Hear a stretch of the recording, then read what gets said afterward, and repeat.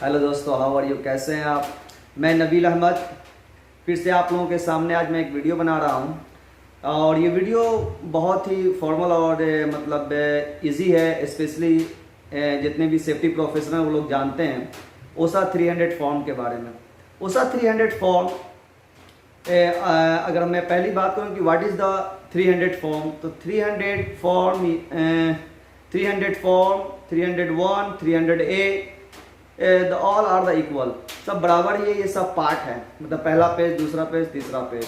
ये ओसा 29 CFR 19/29 standard है, उसके हिसाब से रिकॉर्ड कीपिंग किया जाता है। कोई भी वर्क प्लेस इंजूरी इलनेस अगर होता है आपको, जो वर्क प्लेस से रिलेटेड है, जो वर्क प्लेस पे होता है, उसको इस फॉर्म में रिकॉर्ड किया जाता है।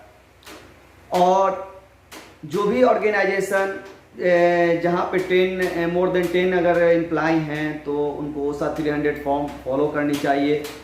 और अगर इन द केस अगर वो सर्टिफाइड है ओसा से, वो कंपनी स्टैंडर्ड फॉलो करती है, तो एम्प्लॉयर जो होती है वो रिपोर्ट भी करती है कि जो भी इस तरह का एक्सीडेंट साइट पे होता है, जो भी या वो फैटेलिटीज़ हो या फिर कोई भी इंजरी हो या कोई इलनेस हो, तो वो रिपोर्ट एम्प्लॉयर करती है ओसा को, रिकॉर्ड के लिए, स्टैटिस्टिक के लिए।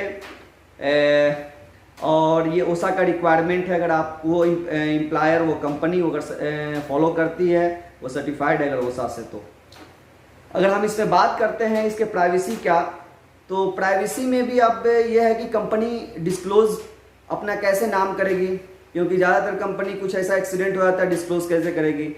तो इसके लिए प्राइवेसी पॉलिसी भी है ओसा के इसमें।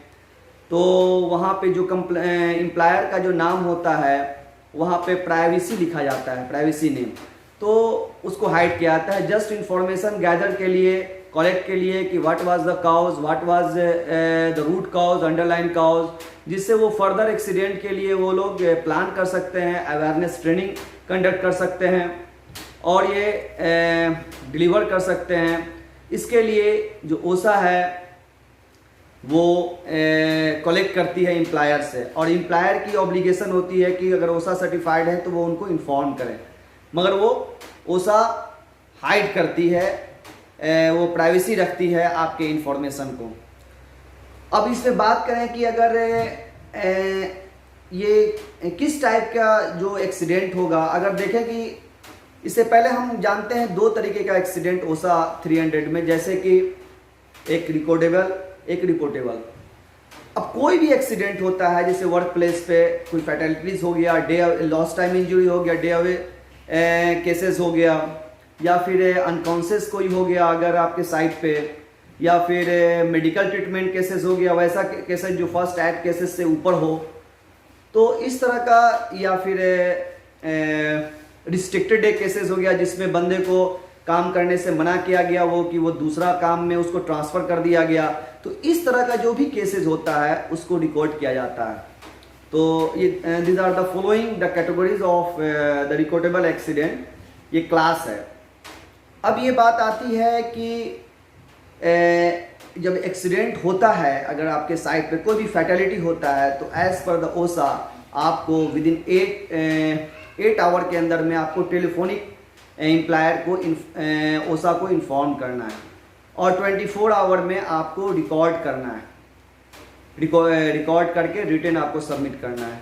और ये जितना भी एक्सीडेंट होता है, इसका जो आप रिपोर्ट ईयरली जो आप समरी सबमिट करते हैं, अगर ईयरली समरी की बात करें तो वो आपका 1 फरवरी में रिकॉर्ड किया जाता है, और अप्रैल तक, April the month of the April of the each year आपका टाइमिंग होता है पोस्ट करने का ओसा को।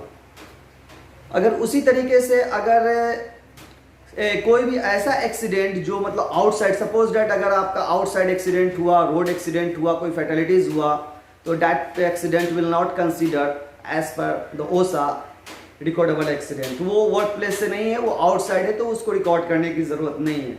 बट फॉर बिंग टाइम आप उसको रिकॉर्ड कर सकते हैं, रिकॉर्ड करना है, और फर्दर जब आप डिटरमाइन हो जाते हैं, कंफर्म हो जाते हैं, तो फिर आप उसको डिलीट भी कर सकते हैं, ओसा कहती है। उसी तरीके से इसको अगर रिकॉर्ड की बात करें, रिकॉर्ड कीपिंग की, तो ये 5 ईयर्स तक वो जो भी ये इंफॉर्मेशन है एक्सीडेंट का वो रिकॉर्ड करती है 5 ईयर्स तक। और ईयरली हर एम्प्लॉयर को उनका एक्सीडेंट का जो स्टैटिस्टिक है, जो उनका जो समरी है वो देना पड़ता है। तो ये ओसा 300, 301, 300A ये एक फॉर्म है जो आप लोगों ने जिस तरह से मैंने बताया, तो ये बेसिक चीज़ है।